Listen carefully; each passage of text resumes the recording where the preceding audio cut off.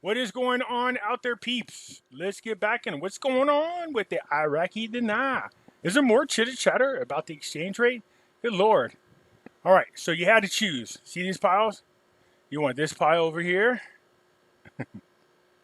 or this pile right here? This pile or this pile? That shows you who's got faith in what.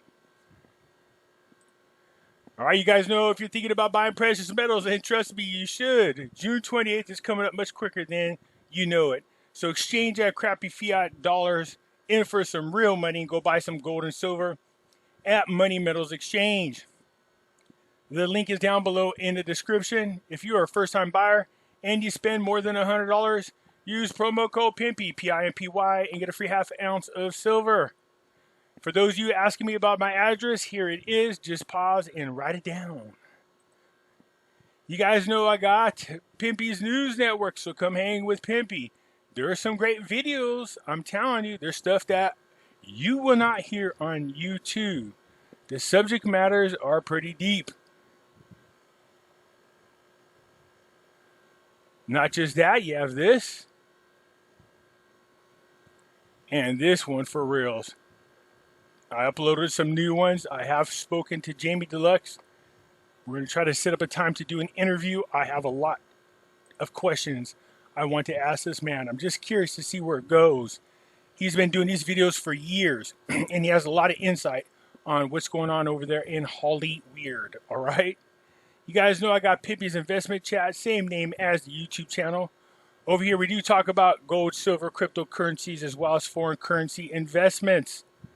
Feel free to come join us. It costs free $99, F-R-E-E 99, to come join over here, you guys. So just come join us, free to do so.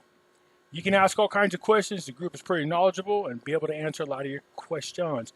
Not a lot of articles in here, but there was some chatter about exchange rate from another article I'll share with you. So we had a meeting of the Ministry of Finance, and they were going to discuss the strategic vision of 3 sectors, including health. Now, what's so good about this? Again, these sectors are important. These private sectors, what they do is supply jobs, especially for the youth. Gets them off government aid. You guys know about this. We've spoken about it. Gets them paying taxes. So instead of money going out of the government, we got money going into the government. What happens when they start making money? Well, not only do they get to pay their bills, but then they go out and buy things that they like, stimulating the economy. Add strength to the currency. That's what we want to see. So anyway, it said the Ministry of Finance held a meeting, a strategic vision. Talks about who they were there with. It says chaired the meeting of the 12th session of the committees for preparing a federal general budget strategy for the medium term for the year 2022 through 2024. At least now they're thinking ahead, because God knows they could have wasted so much time just trying to pass a damn budget. So if they're already putting the budgets together to go ahead and vote on them in advance, this is really helpful. The Undersecretary in the Ministry of Planning and Ministry Advisor and a number of general managers in the ministry-related ministries. The meeting discussed the report submitted by the Ministry of Agriculture, which includes the ministry's strategic vision of future plans aimed at supporting and developing the agriculture system, or sector. This is good. I like this. So the ones they're looking at is agriculture, healthcare, and I believe education, which are the 3 biggies. All right. So agriculture is big because that allows them to export their goods. The healthcare, obviously, we know about this. Here's one thing that people don't know about Iraq. Iraq has one of the best cancer treatment centers. And it's free. Did you know that? I did a video on it a while back. So anyways, it goes on to talk about, hey, agriculture is in one area, removing any obstacles that are in their way of achieving their goals, wanting to make sure it's self-sufficient in production through optimal investments and broad agriculture sector components. Also went into health regarding the ministry's vision and strategy designed to reform and develop the health sector and confront the changes that stand in the way of advancing healthcare sector. Okay? And education was the other one. So this is good. This is what we want to see happen. It's a job creator. This is what we've been waiting for. Iraq still doing the positive things and moving forward. This is good. Man, the news coming out of Iraq the last 7 days, 10 days or so has been very positive. Baby steps, but you know what? Nonetheless, it's still positive. This is good. Barzani meets the U.S. Special Envoy for International Coalition. Learn about the details of the meeting. Basically, it's the same thing as we always hear. Doing what they did to support, train, fund, arm Iraq's army to make sure that they have the ability to confront ISIS when necessary. Also make sure that, let's see here, concerns about the development of terrorist threats to ISIS in separate parts of Iraq and Syria. The need to continue support from the Peshmerga forces and the Iraq army to confront these threats and achieve stability in the region. Again, we talked about this. We need them to make sure absolutely that if any outside investors are concerned about the security of their investments, that none of these things are going to happen. For some reason, there is a group of people who tend to support and love the fact that the Middle East is just a mess. We won't mention about those individuals in our own government, by the way. So, anyways, doing what they can to make sure that Iraq can keep Iraqi citizens in the country stable and safe so that there's no concerns for outside investors. Barzani returns to Erbil from Jordan and reveals the nature of his talks. Well, it's going to be pretty much the same thing. We know this. There's talk about how the two countries could come together, work with bilateral relationships between the two, find out where their common grounds are, and how they can help one another in trade and in security. That's usually what these countries are talking about. This is nice. Now, there seems to be no header for this one. The financial advisor for the Prime Minister, Saleh, announced on Wednesday the importance of a recent central bank initiative and indicated that its aim is to finance housing complexes at low-income classes, stressing that the initiative represents a strategic goal by moving the labor market. Again, housing. Now, keep in mind, a certain brother of a certain president, we won't name no names, Biden, was awarded a $1.5 billion contract for housing. Isn't that weird how those things happen? Considering the brother, well, doesn't own the company that builds housing. Why the hell is this guy offered a $1.5 billion contract to help with housing? Let's just call it what it is. Bribery. The monetary policy of the Central Bank of Iraq in recent years has accomplished the changes in monetary policy in the whole world, especially in the face of long-term economic and technical stagnation that hit the economies of the world. Well, again, the monetary policy set by the IMF and World Bank in order for them to go aboard the Paris Agreement, you know, Dr. Shabibi said it the best, and that is, look, this thing's really good at holding down inflation, but does nothing to help the economic growth of Iraq. The objectives of the monetary policies have expanded in the world in general, and the Central Bank of Iraq in particular, all central banks, towards moving the real economy instead of focusing on a symbolic economy. So with the war on terrorism, of course, and the decline of oil revenues, initiative to support the real sectors, real estate, industrial, and agriculture, including youth loans with concessions, financing terms, long terms, low terms, interest, blah, blah, blah. They need to do what they can to get the economy going. That's what this is. Like he says, Saleh pointed out, this is a fight against economic stagnation, and unemployment has become at the core of the current monetary policies of the central bank, and is no less important than fighting the problems of hyperinflation that the bank adopted during the first decade of the third millennium.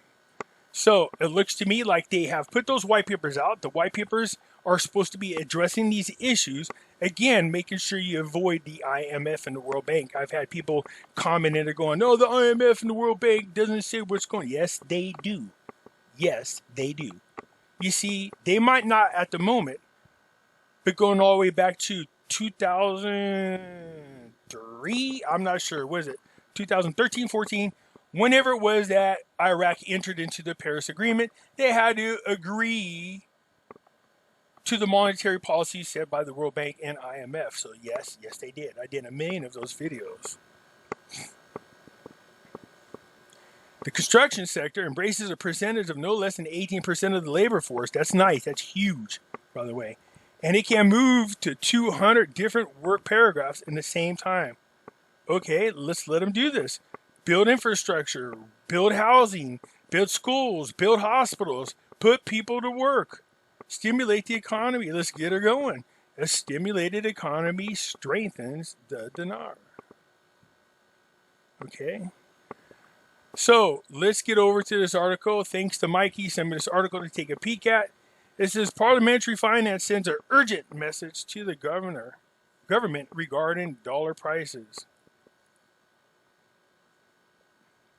6/23/21. Baghdad today, Wednesday. The Parliament Finance Committee called on the Iraq government to restore the exchange rate of the dollar against the Iraq dinar to its previous position because of the significant negative impact on the lives of citizens and various levels. Committee members told the news the main justification for raising the dollar exchange rate against the Iraqi dinar, which is Iraq's entry into the finance and economic crisis due to global oil prices, has disappeared with the continuous rise in oil prices. Now, we talked about this. I understand why they did it in the beginning, but my thought was by the end of the first 90 days going into this new year, 2021, that they would turn around or at least restore back to the 1,190 dinars for every dollar, which is what they're talking about. Now, people are going, oh, Pimpy, is this restored back to the original $3? No. They're talking about the rate change of 1,190 dinars for every dollar. The economy supports it now, with oil prices going up. But there's a part of me that goes, yeah, but really, if we're being honest, we continue where they are for now. Look, we can wait a little longer. We've been waiting a long time. I know you guys are not going to like this. But here's my thought process. Hear me out. The more surplus they have in this particular budget year, the more surplus they have, then there's no need for borrowing. There won't be a deficit in the next couple of years' budgets. And they could spend more money on private sectors providing jobs. The more jobs, again, the less money the government needs in its budget. Puts us right back on track. So we're already in June, almost at the end of June, going into July. So I say keep it at this rate. Now, I'm not saying they're doing this. This is just what I'm saying. I would just keep it at this rate to the end of the year and then move it back up to the 1,190 dinars. And then start slow increments, increasing the value over the next 2 to 3 years, not in huge increments, but in small ones from 1,190 dinars, move it up to, let's say, 1,080, wait a few months, see how it affects the economy, move it up to, let's say, 950 dinars. Do you see how we're decreasing the amount of dinars we get for every dollar? That's what we want to see happening. But do it in small increments so you don't crash the economy and still allow for growth in the economy.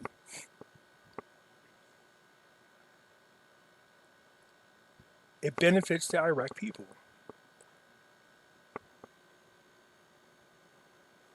So, we know about the crisis, but it says disappears, continues the rate, the oil prices going up.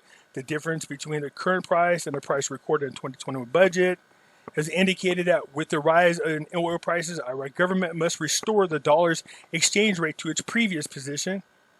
And there is no real justification for the dollar to remain high, especially since the government greatly harmed the Iraq's process. I told you it would affect the poor people, and that's exactly what it did. He pointed out the government should reconsider it quickly, especially as it has greatly affected the lives of citizens. It has decimated any thought of there being a middle class.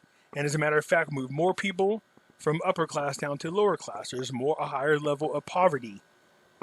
But if you want to tackle the poverty, let them continue to give the money to build the private sectors. It's important so that you don't raise the rate and then turn around and have to lower it again or do anything else that hurts the poor people. I'd rather them keep it where it is for the rest of the year. I know you don't want to hear this.